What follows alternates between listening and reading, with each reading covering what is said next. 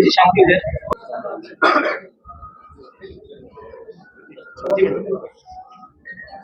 हमने कांग्रेस संदेश यात्रा का दूसरा चरण शुरू किया हुआ है। पहले चरण में भी हम आए थे, सर्दियां थी, बहुत देर से पहुंच पाए थे और बहुत धुंध का समय था।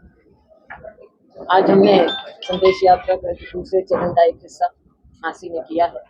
सभी साथियों ने मिलकर बहुत मेहनत की, लोगों के बीच में जाकर उन्हें जागरूक किया।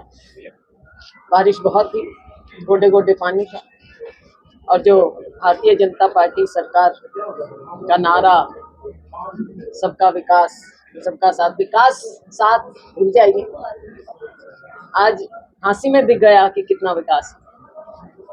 सड़कें नहीं, ये तो ऐसे लग रहा था जैसे रजबाई बह रहे हैं, दरिया बह रहे हैं सड़कों की जगह। मुझे बताया गया कि अभी काफी खर्चा करके कोई 1000 करोड़ कह रहा था, मालूम नहीं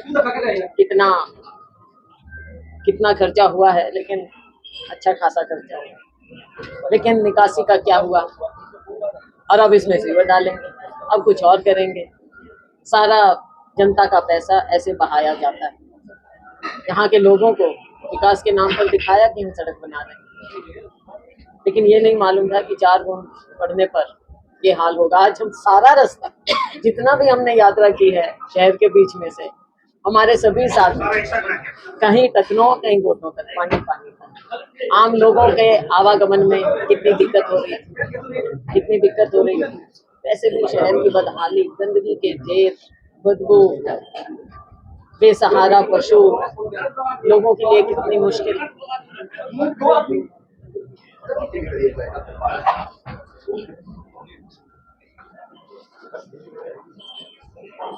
आम नागरिक के लिए ना 2 पहिया चलते हैं, कितने एक्सीडेंट हो जाते हैं, गाड़ी वगैरह कितनी, पैदल इंसान कैसे जाए।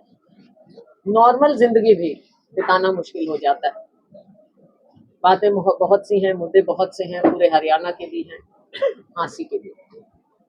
एक बात जरूर कहना चाहूंगी, आजकल नौकरियों के बारे में बहुत कुछ क्लेम किया जा रहा है। कहते हैं हमने इन्हीं के आंकड़े 1,20,000, मैंने 1.25 लाख बोला, 1,20,000 कौशल में नौकरियां दी हैं, लेकिन ये बताएंगे कि वो नौकरियां मिली कैसे, क्या क्राइटेरिया था, कौन सी, जो ये कहते थे ना पर्ची खर्ची, तो अब तो नए नए शब्द आने लगे। कौन कैसे नाम देता है, किस पैमाने पर दिए जाते हैं, और अगर पूछे तो क्या इनमें SC BC जरूरतमंद लोगों का, उनका क्या ख्याल रखा गया। हर रोज नई नई घोषणाएं करते हैं माननीय नए मुख्यमंत्री, लेकिन उन घोषणाओं का क्या होगा आज के दिन, जो 10 साल से आप नहीं कर पाए। आज वाहवाही लूटना तो दूर की बात है, लोग जान गए हैं इनके खोखलेपन। 500 रुपए गैस सिलेंडर गरीबों को आज के दिन कैसे याद आए हैं। अगर जो ये कहते हैं कि इनकी सारी स्कीम उज्ज्वला ये वो सब ठीक चल रहा है, तो आज कैसे बोल रहे हैं, क्यों देना? जनता तो खुश है ना आपसे, क्या जरूरत पड़ी। हरियाणा में भाजपा अपनी हार मान चुकी है, ये साफ जाहिर हो रहा है। किस प्रकार से इन्होंने आखिर में जाकर मुख्यमंत्री को बदला। नए मुख्यमंत्री का कोई ग्रिप अभी बना नहीं है, कहते हैं रिमोट कंट्रोल से ये सरकार चल रही। चुनाव आ गया है तो इन्हें हर वर्ग याद आने लगा, भूल गए हैं किन किन पर लाठियां बरसाई। बल्कि मैं तो ये पूछूंगी किन किन पर नहीं बरसाई। क्या है, कर्मचारी हैं, हमारी आशा वर्कर हैं, हमारी हेल्पर हैं, आंगनवाड़ी हैं, सरपंच हैं, सब पर लाठियां बरसाई। तो क्या पहले आप इनसे बातचीत नहीं कर सकते? कईयों ने आकर कहा, सरपंचों ने, कि जी गाँव में तो हमको इतनी इज्जत मिलती है, आज तक हमें किसी ने ऊंची आवाज में कुछ नहीं कहा, हम सहयोग करके काम करते हैं, और इस सरकार ने तो हमारे ऊपर लाठियां बरसाई हैं जैसे हम मुजरिम। और यही हाल कर्मचारियों का है या किसी भी वर्ग का। तो आज हरियाणा इतना पिछड़ चुका है। हमने कहा कि बजट में हरियाणा का नाम तक नहीं लिया, तो लगता तो यही है ना कि यह हार मान चुके हैं कि अब कुछ भी करेंगे, नाम तक नहीं। स्कीमों में जो पहले स्कीमें शुरू हुई थी कांग्रेस की, नाम बदल कर उन्हीं को आगे ले जाना, आगे भी ले जाते हैं, लेकिन यहाँ कहीं ना कहीं हरियाणा 10 साल में ऐसे लग रहा है कि आगे बढ़ना दूर, स्टैंड स्टिल पर खड़ा है। कोई पूछने वाला नहीं, कोई नेतृत्व नहीं। बिना नेतृत्व के प्रदेश आगे कैसे चलेगा? एक राजनीतिक नेतृत्व होना चाहिए जो जमीन की बातें समझे, लोगों के दर्द को, पीड़ा को समझे। हमारे नेता राहुल गांधी जी ने यात्रा की। इस यात्रा से देश भर में 10,000 किलोमीटर से उन्होंने देश के दर्द को समझकर आज राहुल जी जब बोलते हैं, अपनी बात अनुभव से बोलते हैं, लोगों की बात को उठाते हैं, गरीब की बात को उठाते हैं। तो आज के दिन अगर आप हमारे गरीब को, किसान को, छोटे दुकानदार को, छोटे कर्मचारी को, सबको भूल जाएंगे, सैलरी क्लास को आप ये महंगाई बढ़ रही है, क्या उनकी आमदनी बढ़ी? किसी की भी नहीं। किसान की आप कहते थे दुगनी करेंगे, लेकिन मुझको बताइए आमदनी बढ़ाई किसकी है आपने? महंगाई के मुकाबले क्या आमदनी बढ़ी? ये बहुत सी बातें हैं, लोगों का दर्द है, लोगों की पीड़ा है, और इन्हीं बातों को लेकर हम सड़क पर उतर कर लोगों के साथ उनकी बातें साझा कर रहे हैं। आज शैलजा जी आपने खास तौर पे हास्य की विशेष बात की है, यहाँ भी और वहाँ भी।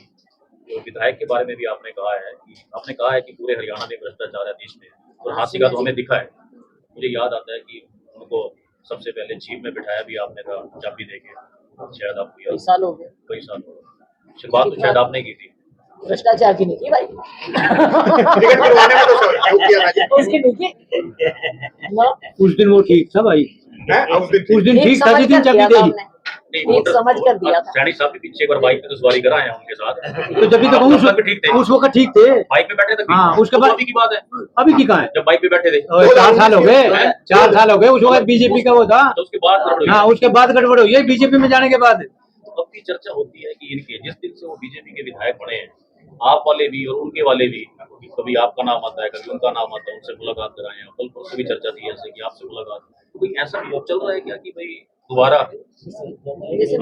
हाँ जी, फिर से कोई भी मुलाकात कर ले, ओपन बैठती हूँ मैं, तो क्या दिक्कत है? इनकी किसकी बात? विधायक विनोद बियाना जी के ऐसी कोई संभावना है कि मैं कांग्रेस में अभी किसी नाते से वही? मुझे मालूम है, देखो यहाँ पे तो बहुत से वो, लेकिन अपनी बात तो मैं कह सकती हूँ, मेरे से हासिल में तो हर जगह प्रत्याशियों की, क्योंकि थोड़ा माहौल जैसे आप बता रहे हो कांग्रेस का है, हासिल में करीब 25 लोग हैं, कैसे होगा ये सब कुछ?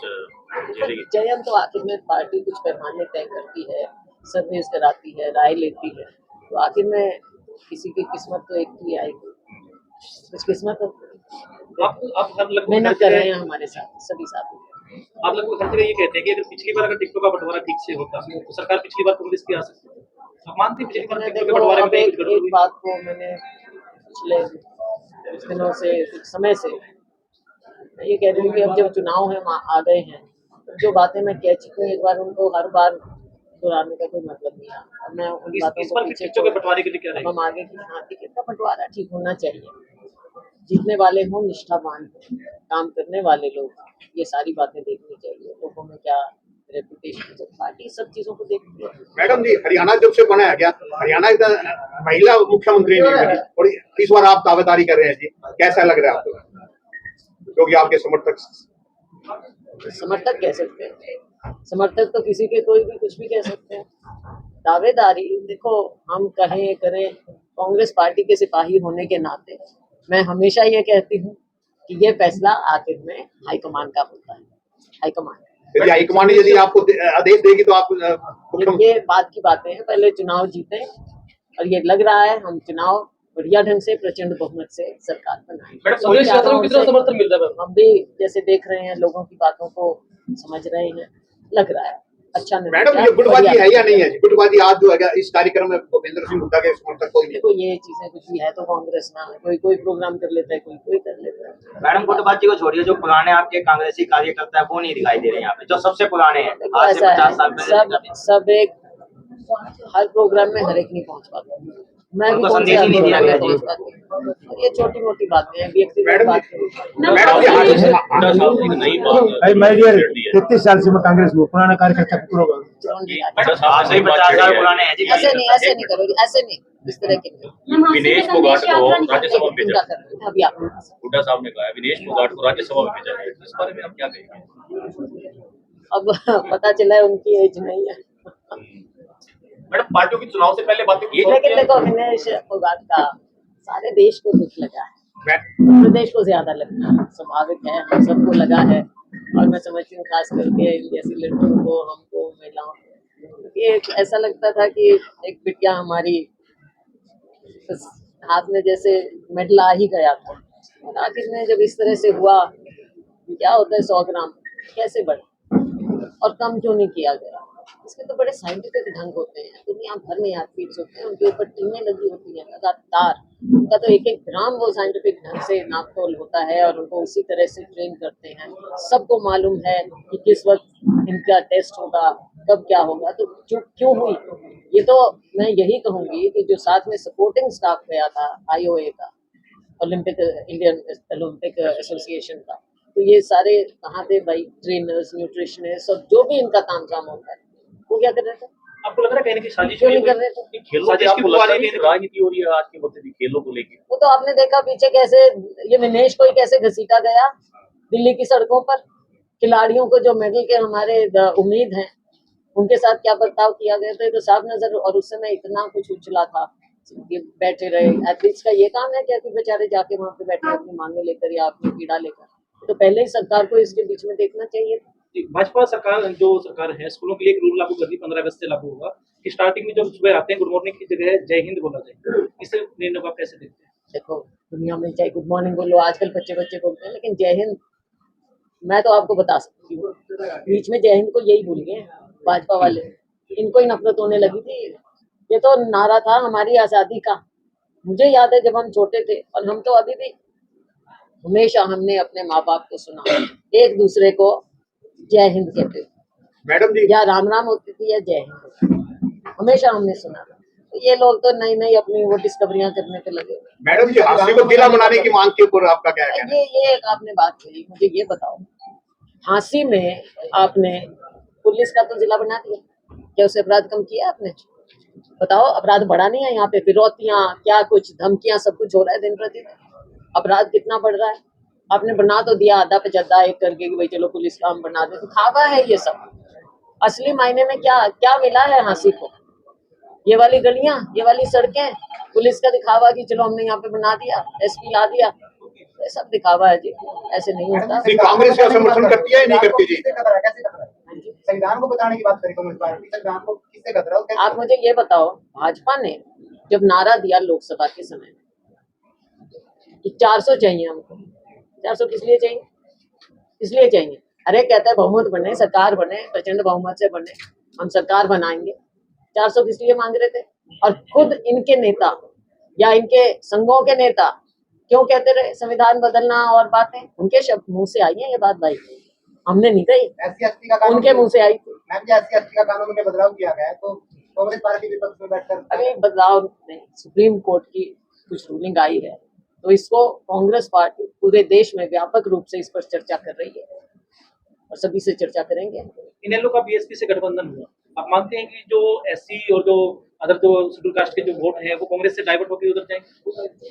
देखो दोनों का अब असलियत आप भी जानते हो, हम भी जानते हैं, दोनों का कितना रह गया।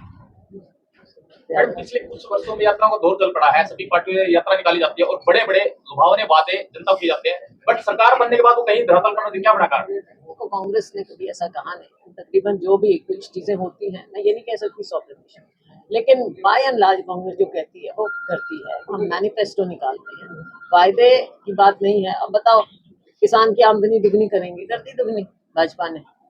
काला धन खत्म हो जाएगा, कर दिया काला धन खत्म भाजपा ने। नोटबंदी करके क्या क्या कहते थे, भरे चौक में ले आना, हो गया काला धन खत्म, टेरर खत्म हो गया। ये सब चीजें आप भाजपा से पूछो, कांग्रेस इस तरह की बातें नहीं करती। राम मंदिर बनवा दिया मैडम, सत्ता खत्म कर दी। हाँ, जो लीक कर रहा है। मैडम सरकार बनने के बाद तो वीआईपी कल्चर रहता है वो कब खत्म होगा? आम जनता सीधी नेताओं से मंत्रियों से कब मिल पाएगी?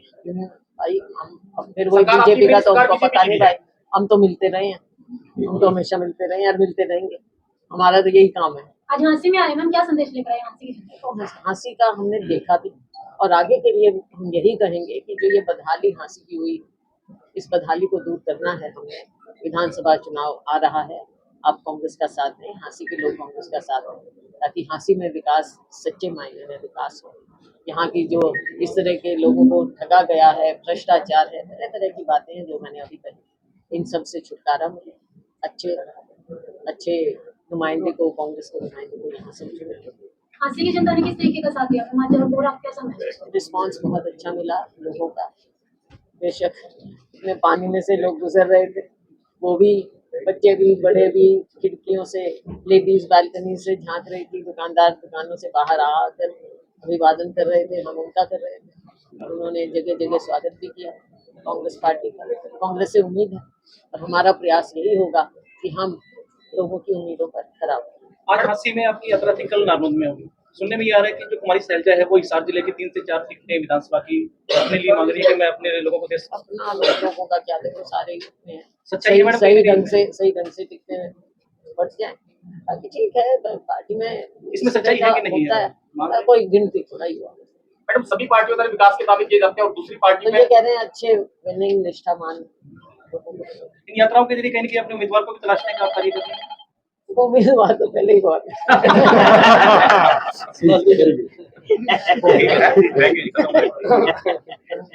मैडम सभी पार्टियों द्वारा विकास के दावे किए जाते हैं और एक पार्टी दूसरी पार्टी पे आरोप लगाती है कि विकास नहीं हुआ है, तो कांग्रेस पार्टी बात यह है, एक पार्टी दूसरी पार्टी पे आरोप नहीं लगा रही।